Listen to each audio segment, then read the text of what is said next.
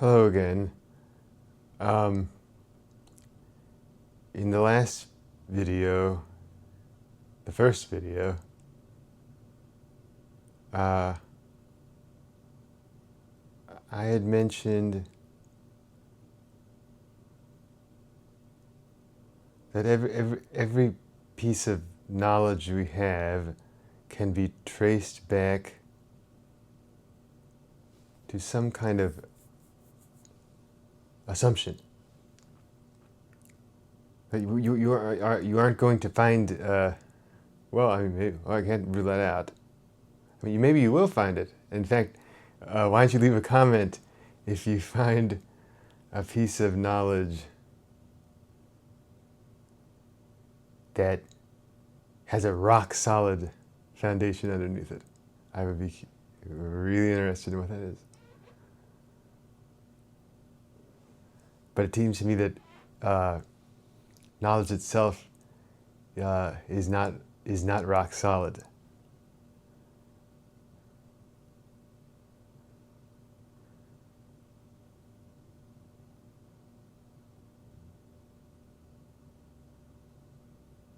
And speaking of solid,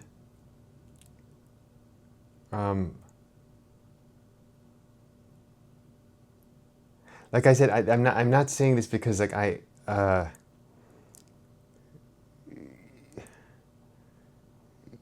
like mastered something or something. I'm not claiming that.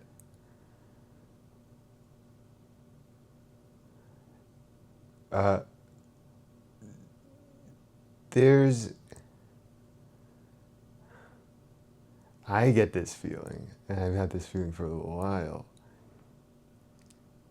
I mean, this is something you can understand intellectually very easily. I mean, I would think. I mean, a lot of people can, I assume.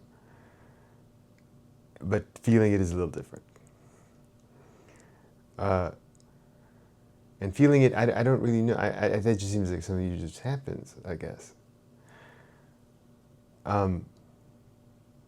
It feels like things aren't really as solid as they once were. Or at least that's how it seems. All that's right here right now is what's here right now. I mean, what once was, I mean, where is it? But we can't just like, I mean, this is a YouTube channel that isn't supposed to just be me, sitting here doing nothing. So stuff is going to be said, and yeah. So I'm not going to just say,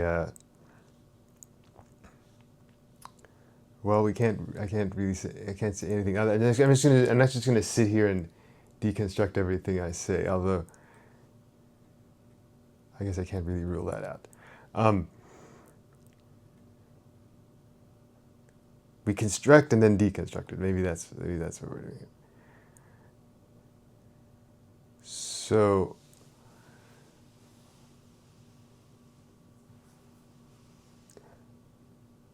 solid itself is a concept. I mean, this is easy to understand. I mean, there are probably, I have never taken I never took a philosophy class. So I assume there are philosophy classes where it's like fairly easy to get to the point that like, there's no objective morality because you can just, it's all arbitrary, or at least it seems arbitrary, because you eventually if you just follow this verbally anyway, or you just follow this with words, you get to like a dead end. That's just, well, somebody just said that was wrong for some reason. I don't know. We just said it for some reason. I don't know why. We just said it. And then you can make this intellectual leap that's just, well, yeah, we could have just said something else.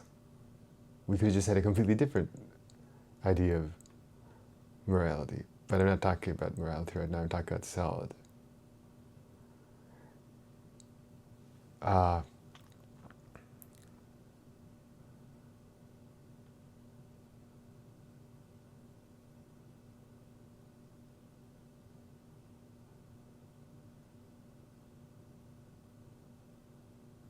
Is anything solid? Really? I mean, we can like say the word solid. This is solid. Like somebody says, is the table solid? And then the person who's they've been programmed to say yes, it's solid, and they say it's solid, and okay, the words came out. All right, the input output, right?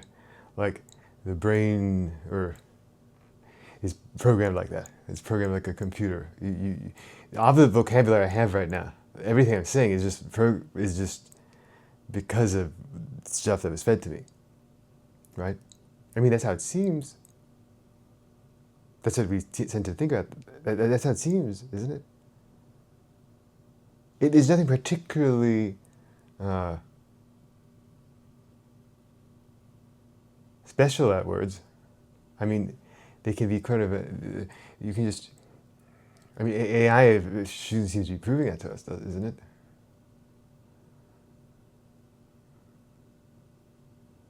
Now, words and talking might not be quite the same thing because words are digital and talking is analog. But if you just sit, if you sit right now where you are watching this, or stand,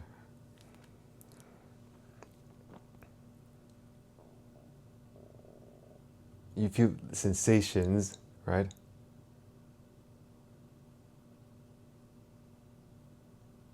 And you'll say, I'm solid.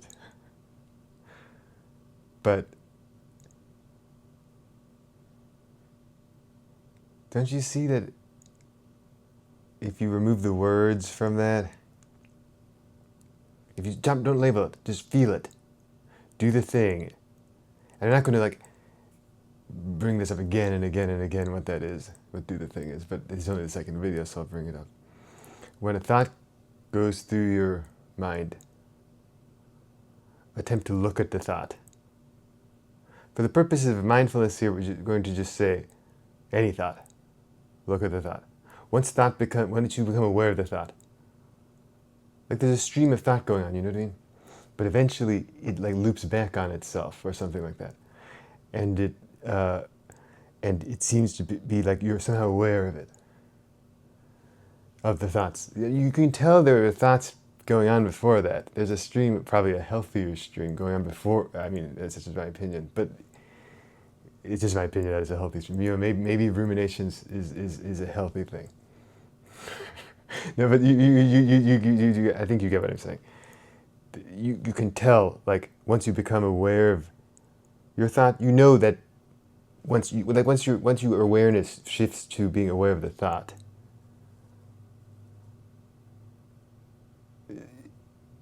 you know there was some thought going on before that, right? And you know when you're really in flow, there is thought going on. You know this is true. But then you become aware of the thought. See, I know. This is the thing, like humans are like really. I mean, I don't know. It seems to be the thing people are like proud of, right? I mean, it's the thing that's supposed to make our species unique. Like I know, versus just I know. And to know you know, right? But what if all that is a distortion from having like a too big, like our brains are like big, and we think it's like a big benefit.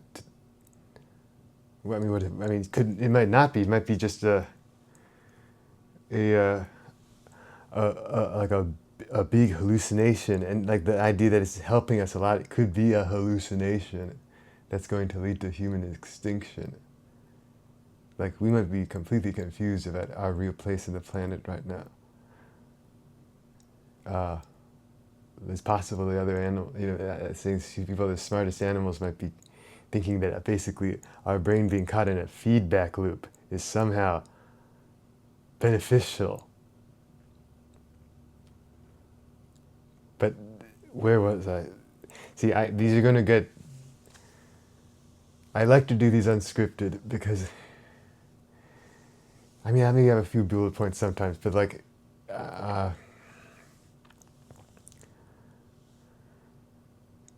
when I think about this stuff, I don't do it in a scripted way. I just think it's better to do this unscripted.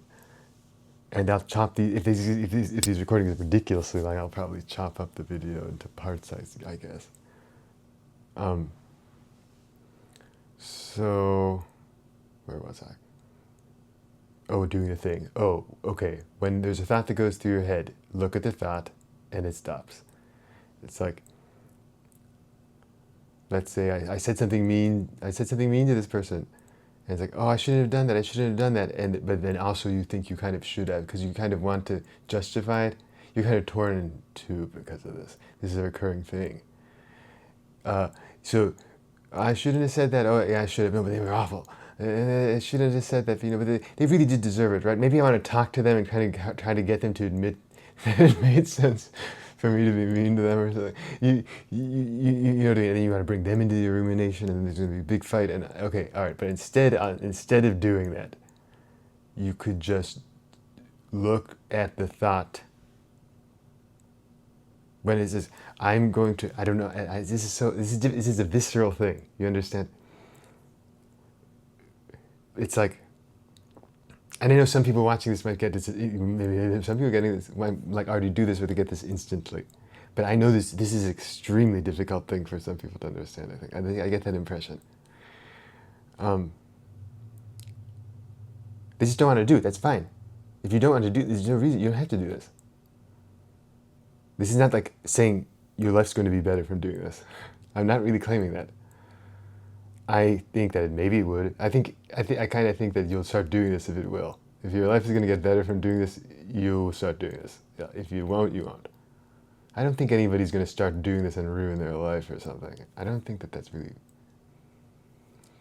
That seems kind of far-fetched, but I guess I couldn't rule it out. So, do the thing at your own risk. I mean... People love their rumination after all. It's heavy weight they get to drag with them everywhere to justify being. I'm not going to be. I'm not going to be. So,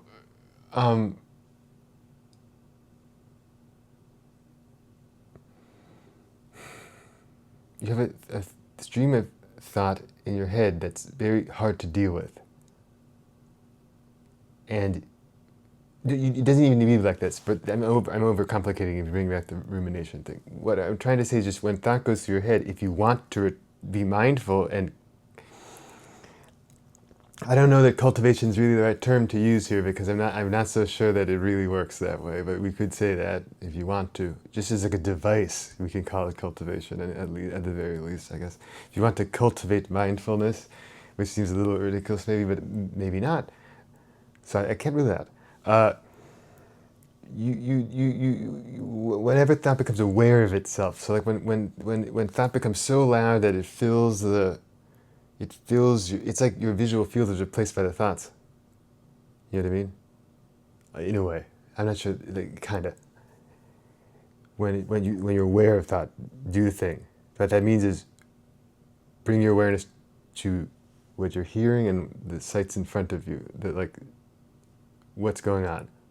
Or put another way, if this makes sense to you, I think this is a very helpful way. This is the way I like to view it, but I'm not sure if it would work, if everybody would understand what I mean.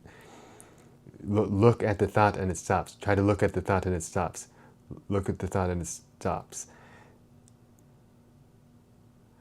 It like vaporizes it. It's gone. It ends a chain. It can be a chain you've been dragging for years. And it is this simple. It really is this simple. Look at the thought and it stops. The chain is broken. Okay. So I'm not entirely sure what I was saying before that, but it was something about solid, and so we can go back to that.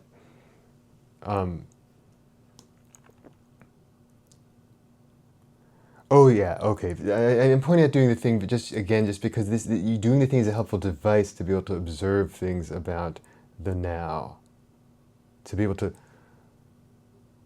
look at stuff a little more closely, or kind of actually maybe zoomed out. Depends how you look. Maybe you could use that term. If you're sitting here right now, it's the table, there's a table in front of you or something, or some solid thing. I mean, there's probably something solid around you. In fact, you're solid, so you think you're solid. So you can just, you can even, whatever. You get what I'm saying.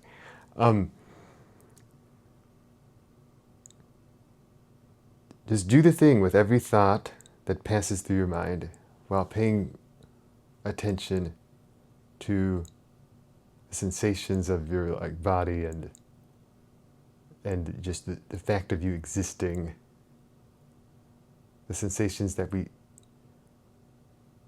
seem to cover up with labels to the point that we're barely even aware of them sometimes. Does it not feel like when you remove the words, all that there is here is some kind of geometry? Even geometry is a concept. There's just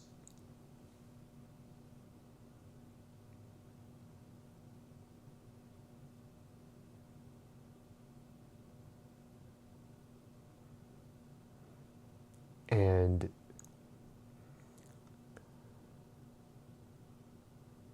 where's solid in that? Like where's matter in that? You know?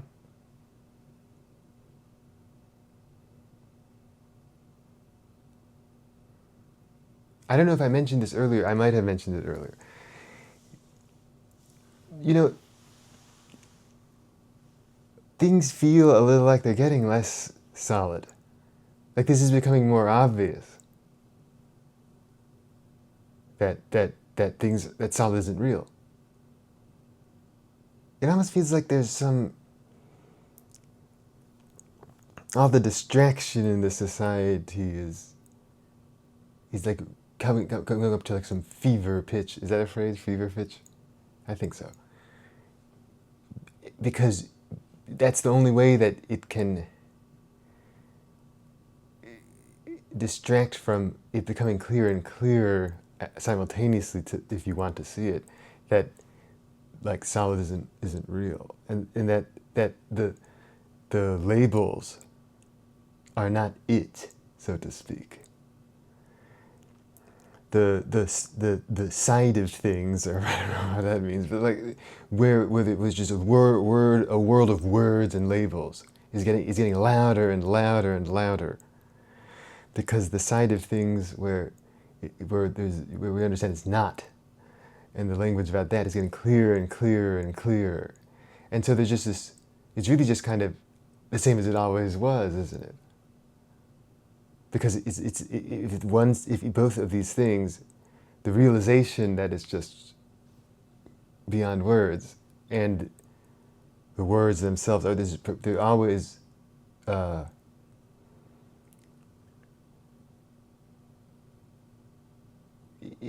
as the one gets clear, the other gets clear. You know, you can call them the good. If you want to say the good way and the bad way, you say the good way. As it becomes clear and more obvious that the good way makes sense, it also becomes clear and more obvious that the bad way makes sense. If that makes any sense, meaning that nothing's really changing in this way. If good was at level 50 before, and bad was at level 50 before. Now good is level 100 before. Now good is level 100 and bad is at level 100. Doesn't mean anything. Meaning this is not a time or some era or something where it's like some unique thing to notice this.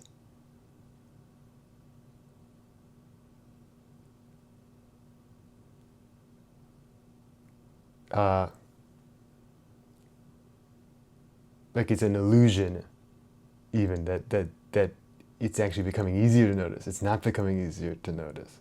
I don't think it's becoming easier to notice because, I mean, look at the sheer amount of distraction and stuff. I mean, you see it. It's ridiculous, you know, compared to like, you know, whatever, blah, blah, blah years ago. Of course, back then it's all relative, right? So ancient Egypt or something, it's not any. It was no easier to notice this in ancient Egypt. I don't think it was any easier to notice this.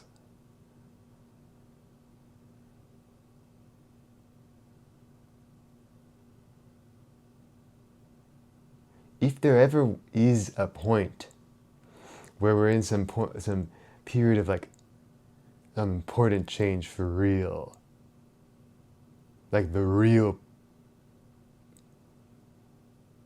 I don't know, breaking point or something. I don't know that we could know that. I'm not sure humanity can know that.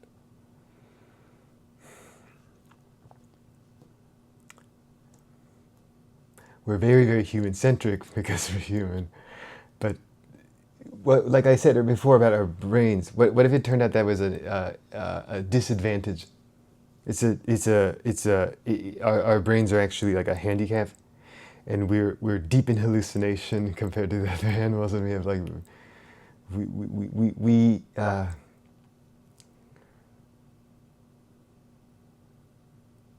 we see a lot of stuff that isn't there, and we're proud of it. We see a lot of problems that aren't there, and solve a lot of problems that aren't there. And in solving those problems that aren't there, we create this feedback loop, creating even more problems to solve that aren't there. Of course, even that problem, the problem of creating problems that aren't there, may also be a problem that isn't there. So this might not really be that big a deal, but people are really, I think you get what I'm saying. Like human society is nature with a mask on. It's just the disguise over nature.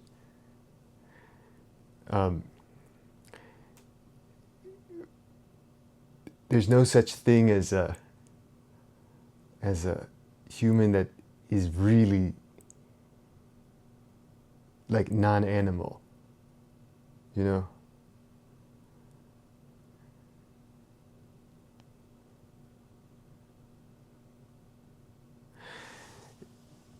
Getting the person with the job,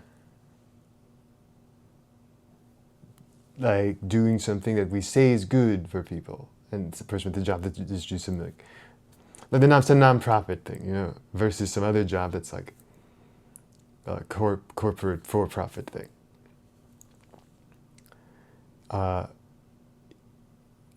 They're animals who need food, you know.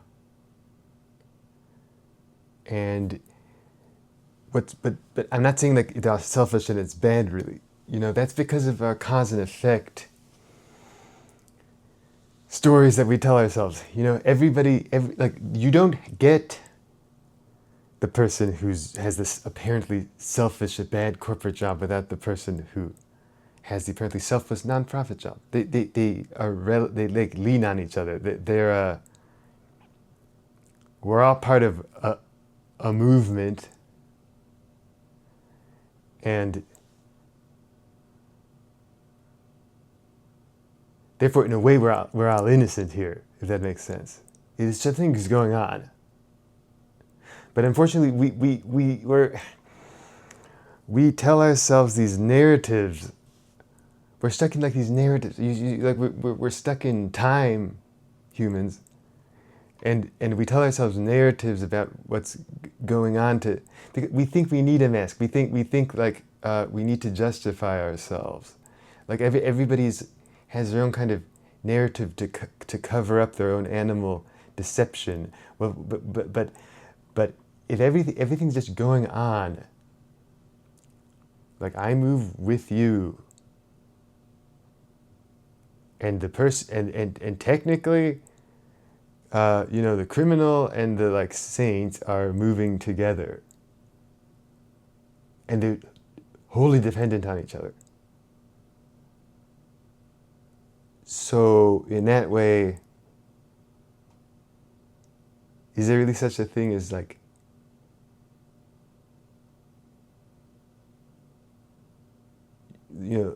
like, is guilt really justified here?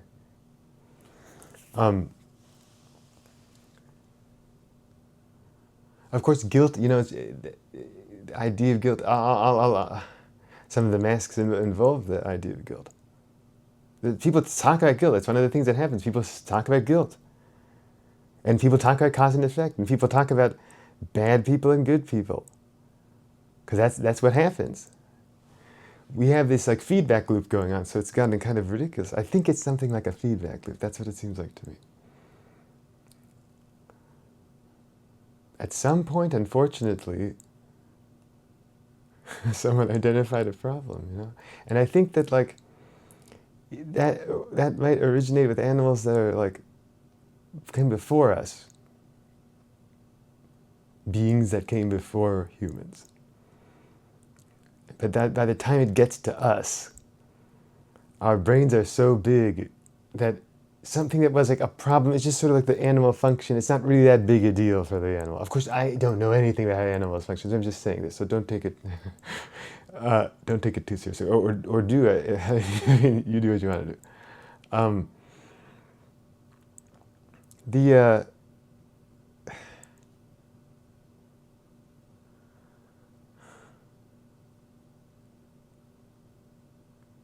Something got out of hand when it got to us because our memory is so good. That might not be like a benefit,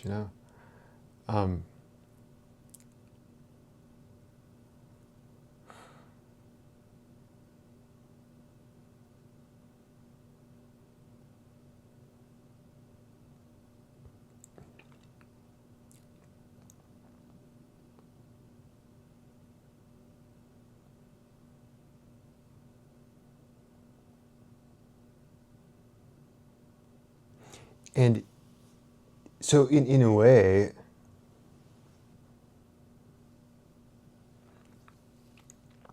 everything that we're looking at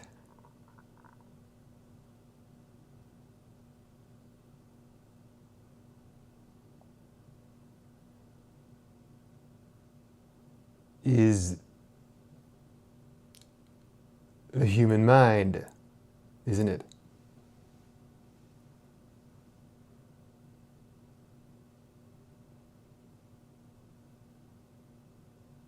There's nothing objective here.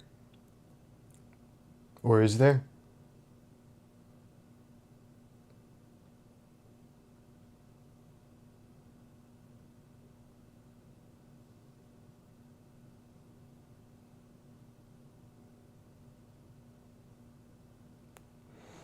See, why do we claim that we can ever find out anything objective at all? Why do we claim that? Don't you see, like, we can't? How is that even possible?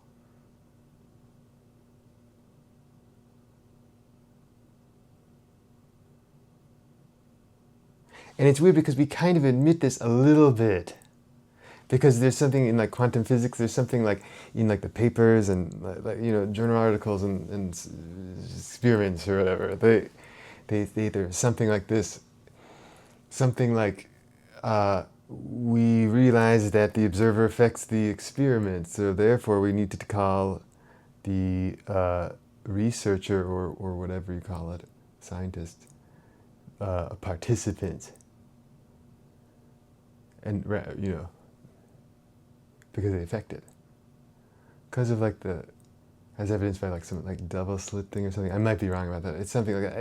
I think some of the people watching probably know what I'm talking about. You can look it up. There's something like this. I probably said enough words for you to find it.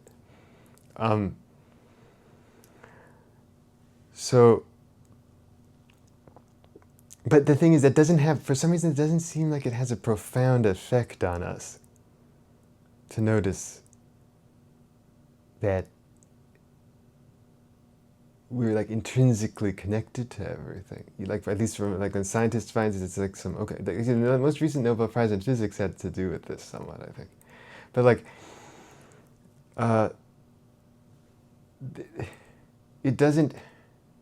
You would think it would have more of an effect on us than it does. Or does it have an effect? I mean, I did just say things feel less solid than they used to. Does it have an effect?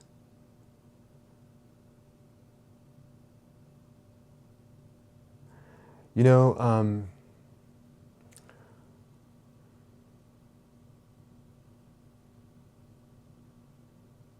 I think this might be a good place to take a break.